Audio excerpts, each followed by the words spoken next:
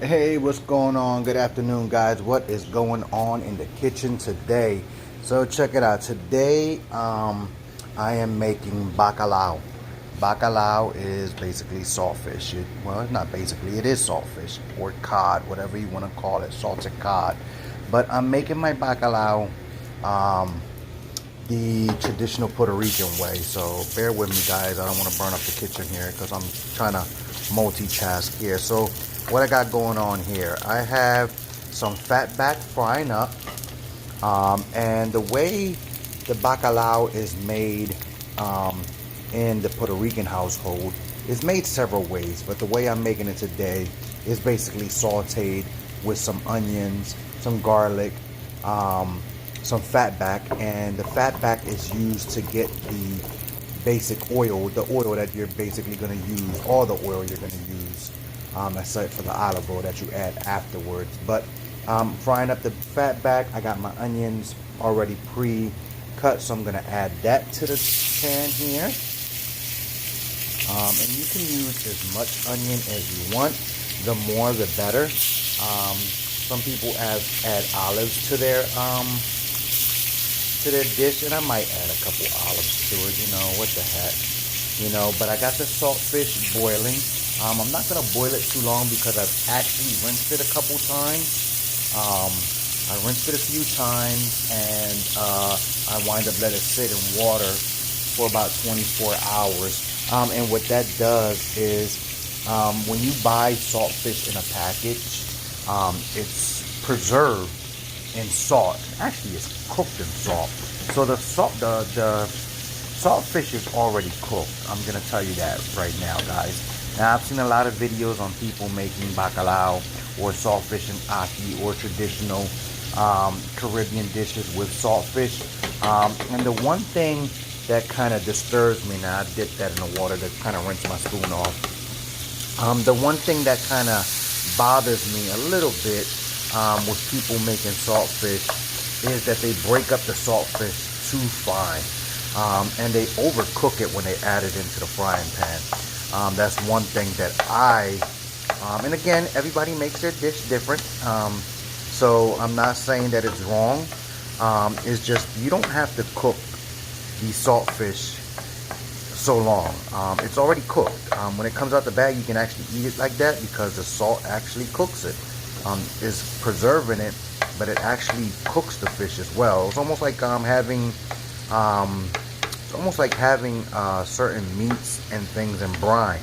The brining process actually cooks it to a degree. Now, because you don't know how long that saltfish has been sitting in that package, and probably a very, very long time, I'm gonna tell you that much. But that fish is cooked. So once you boil it to boil off the salt, which is what we're doing right now, is boiling off the majority of the salt, and that's what the foam is. Hold on one second, guys. Give me a second here. I'm trying to not keep the camera from panning so much. Sorry about that. So I want the onions to get nice and soft before I add my garlic to it. But that's what the foam is. The foam is the salt basically coming off the saltfish. Now, I tasted the fish. Now, this brings back memories from when I was a child. When my mom and dad used to buy saltfish, like what they call el bacalao original, which is the original way saltfish was sold, which was in big slabs of fish. We used to, me and my brothers used to go in the kitchen, in the refrigerator, and steal pieces of saltfish and eat it like right there in the refrigerator, from the refrigerator. It was so good because the saltiness of it, and oh my God, it's so delicious.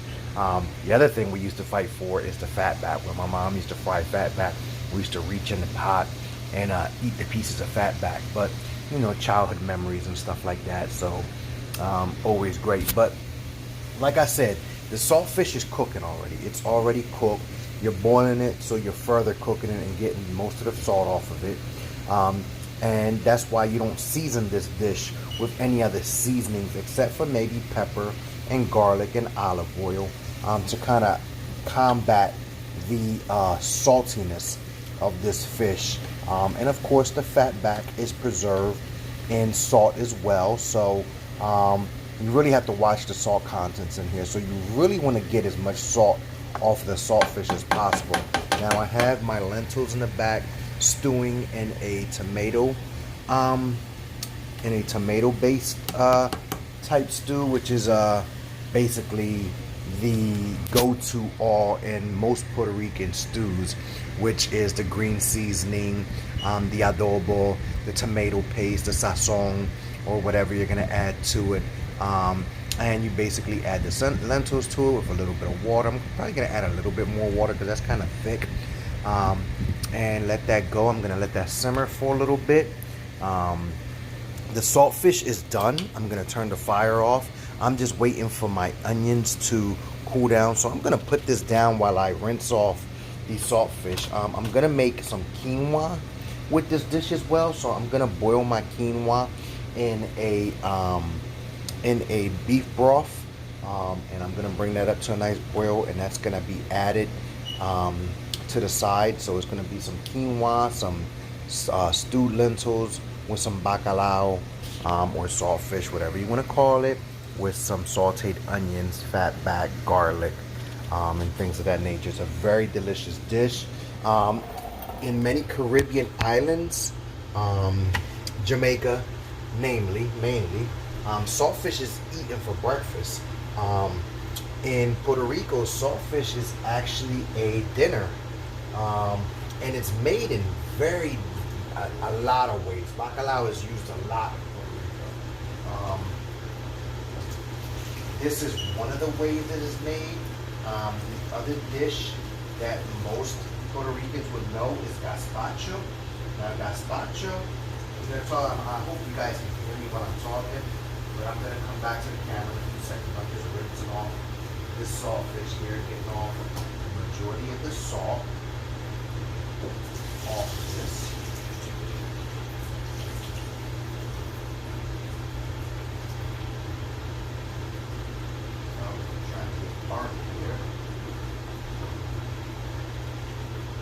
Alright, so I got the majority of the salt off of this right now, so that's good. So as I was saying, bacalao is prepared in many ways in Puerto Rico. This is just one of the ways. The other way it's prepared is a dish called gazpacho, which is basically the same process, but the onions are sauteed and then you add avocados to it, and it's served cold pretty much. This is a dish that's served warm or hot, whichever way. In Jamaica, like I said, this is a breakfast. Is ackee and saltfish is a very popular dish. It's actually the national dish, I believe. Then you got ackee and kalaloo, and they serve it with green bananas and yams. Again, green bananas and yams is a dinner food for Puerto Ricans. For Jamaicans, is a breakfast food. I'm not sure how it is in other islands, but plantains and bananas, dinner, breakfast, whatever, any day, any time of the day, it's good to me. I've had it several ways. I've had it both ways. I've had ackee and saltfish. I've had ackee and kalaloo, very delicious. Had it for breakfast with some steamed dumplings and green bananas and yams. Oh, and it was so delicious. It was just so amazing to see how our islands are like 10 minutes apart, and the traditions are so similar. It's just different time of day, that's all. You know, y'all eat it for breakfast, you know, we eat it for dinner, you know.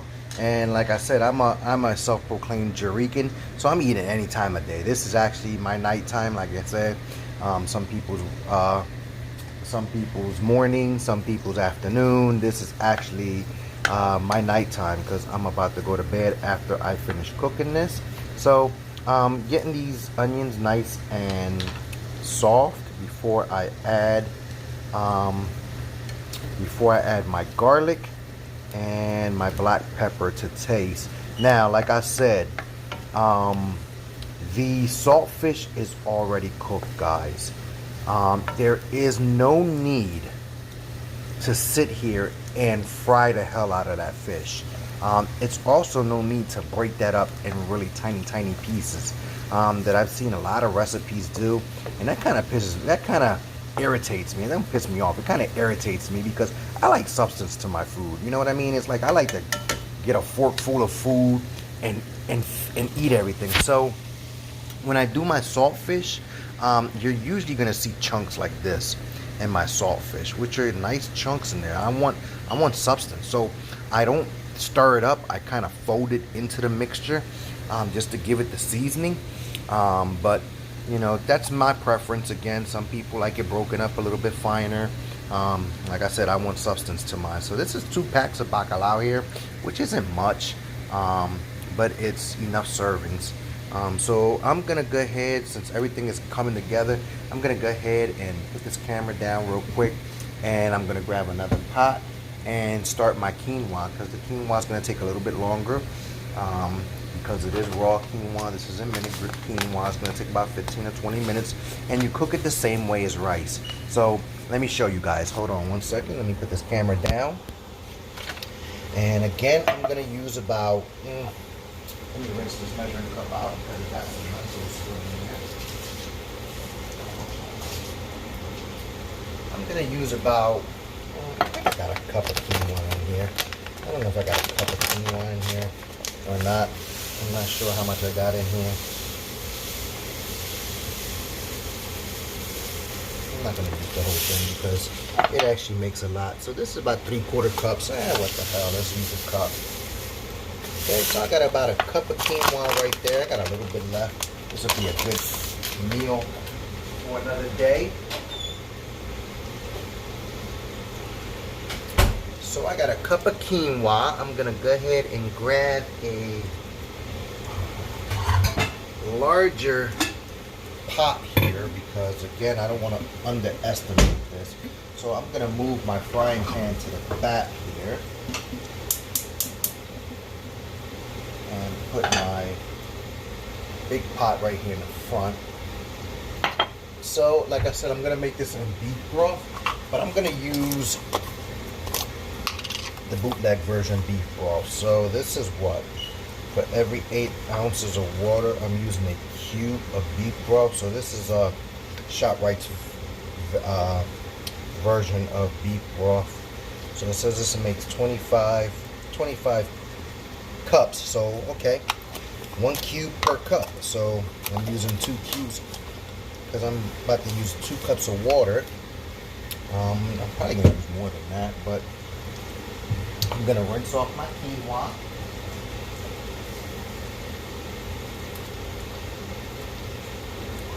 Rinse here. Break up the starches because it does starch up just like rice. Quinoa is basically just like rice. It's just a higher protein rice, guys. I mean, it's just a higher protein value. Very good superfood. Very healthy. I'm just cleaning this off a little bit here. I won't be able to rinse off this quinoa too much because I'm going to be using a lot of it if I do. Just a little couple things. One more rinse.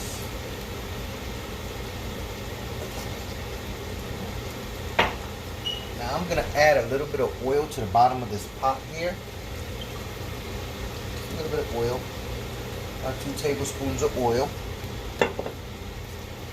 I'm going to add my water with my quinoa mix in there.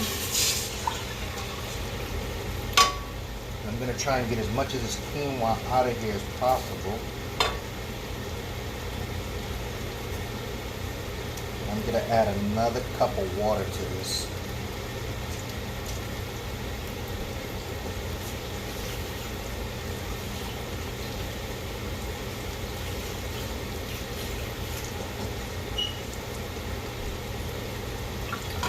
So when you make rice, it's 1 cup of rice and 2 cups of water.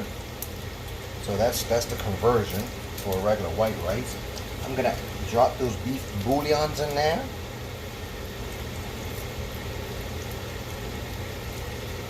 And that's gonna give this a nice little flavor. Again, this is gonna be, seems like a salty dish, but it's really not. It's not really too much. Actually, yes it is. It's a salty dish. I ain't even gonna lie. This is not good if you have high blood pressure because everything in here, there's bouillon cubes, the aki, the saltfish, the fatback, salt, whole bunch of salt. I think our culture's addicted to salt. I'm gonna go ahead and stir this back here, and I'm gonna add my garlic to this right now, just to get them flavors popping.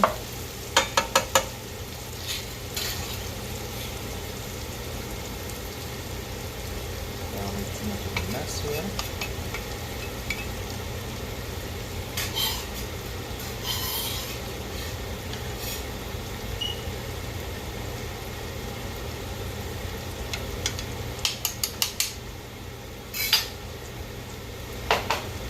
Alright guys, so got my garlic going on in there.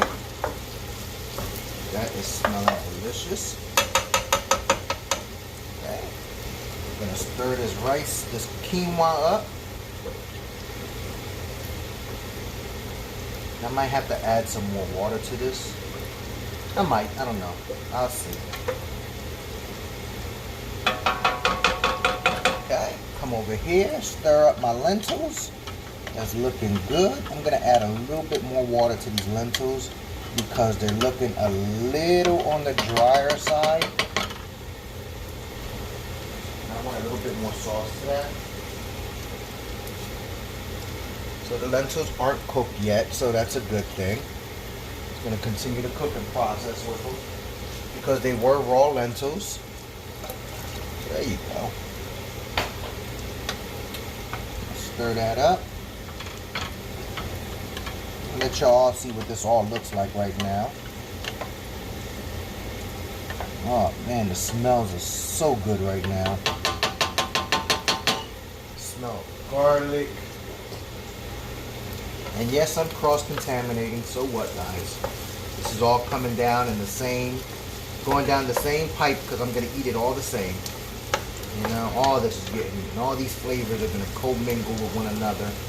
So it really doesn't matter. I'm going to go ahead and stir this up again.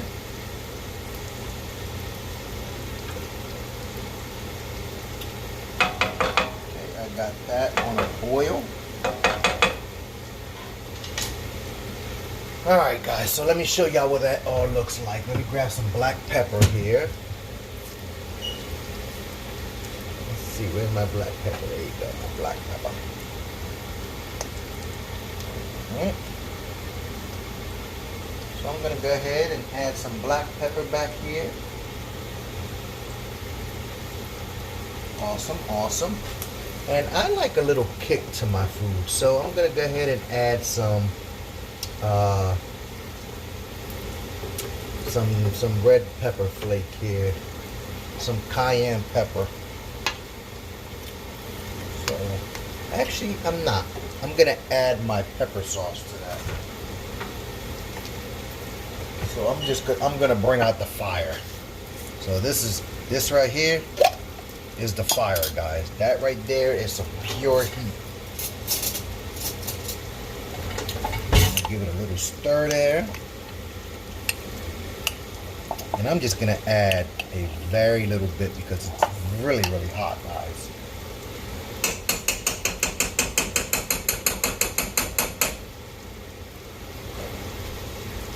This pepper sauce right here is no joke. Like I've told you guys before, this is made with the 3 hottest peppers in the world with some habaneros and some parsley. So let's switch stuff up around here. So we're going to take this off here. That's the saltfish.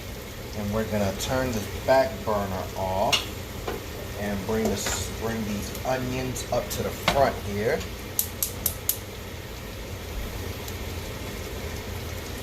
Alright, so my quinoa is coming up to boil.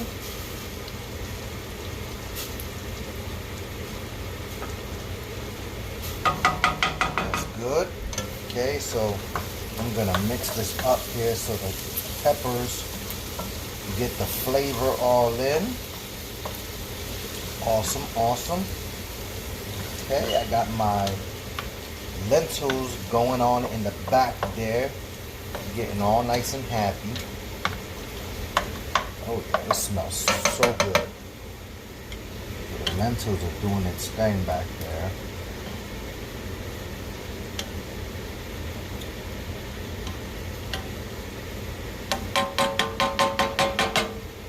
Alright guys, so let me show you what this looks like real quick.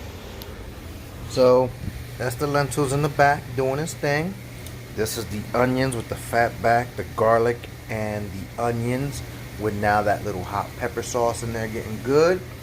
The quinoa is boiling up really good, so I'm gonna let that boil for a couple minutes, then cover it up and let it simmer for about 15 to 20 minutes, and then dinner is ready. So what I'm gonna show you guys is how I add the saltfish to this mixture. So bear with me here, guys. So this is hands-on, guys. So this is me hands-on. So I just grab the saltfish and basically break it in big chunks. Just drop it on in there.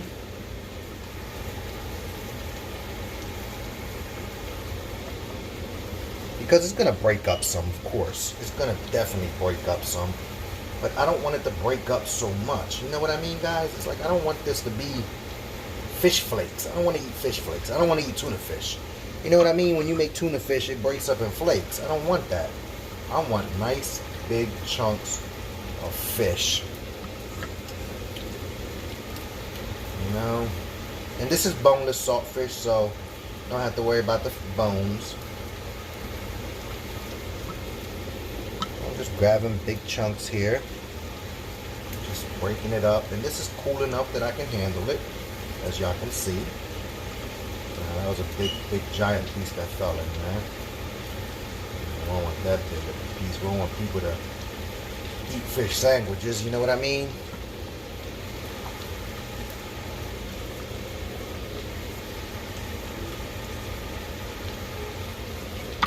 So, grab the last couple little pieces there that's already all nice and broken up. Alright, so let me just kind of rinse my hands off a little bit. Alright, so let me show you how I mix this up here, guys. Sorry that I blocked y'all up, but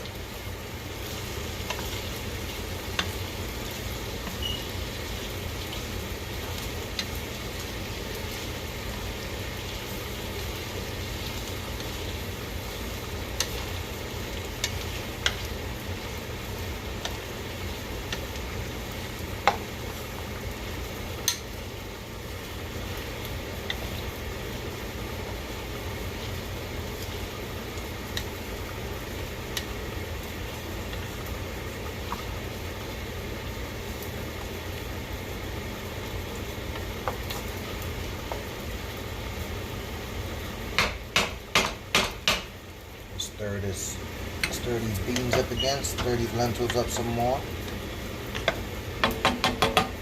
Alright guys, so that's it. This is the dish right here. This is it. Now you can add some green peppers to it, some red peppers, to get it all nice and pretty and give it some more colors, but that's not what I was looking for. The green, again, the olives, if I added the olives to it, is what gives it a nice little colors to it. And you can, that's fine. You do whatever you want to it, but the basic dish is bacalao, some onions, some fat back, and some garlic, you know, with some pepper, and that's it. You drizzle this with a little bit of olive oil, like so. Little drizzle of olive oil, and that's it.